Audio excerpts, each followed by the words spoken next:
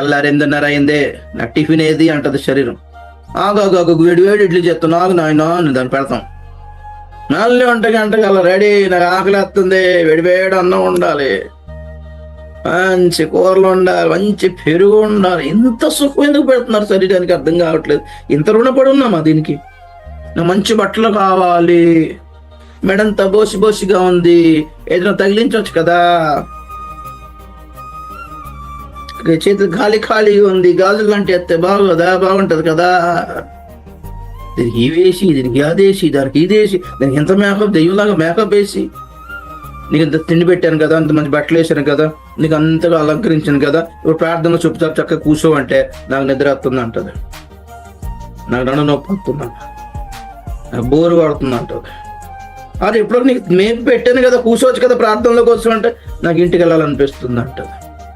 నిద్ర వస్తుంది నాకు, టీవీ చూడాలనిపిస్తుంది నాకు. ఎంతెందుకు రుణపడినా అలాగా నడు నొప్పి వస్తుందా, కాళ్ళ నొప్పులు వస్తుందా, నిద్ర వస్తుందా, బావిలు పట్టుకుని 10ంటికి. ఎంతకెందుకు రుణపడినారు దీనికి ఇంత తప్పు ఎందుకు ఉన్నామండి మనం? ఇది మనకి లాభం చేసి పెట్టిందా? ఎప్పుడైనా సహకరించిందా?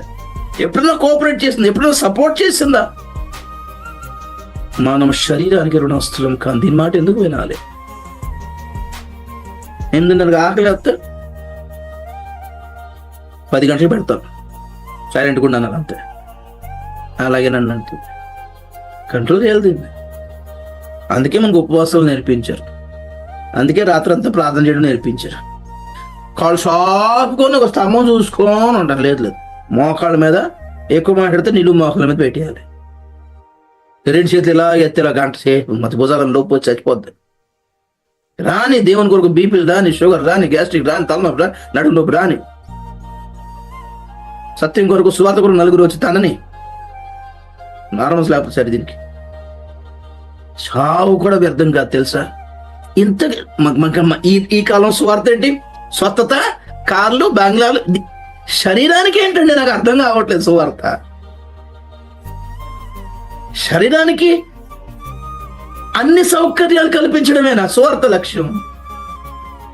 మనము శరీరానికి రుణస్థులం కాము, మనం పాపానికి రుణస్థులం కాము, మనం లోకానికి రుణస్థులం కాము.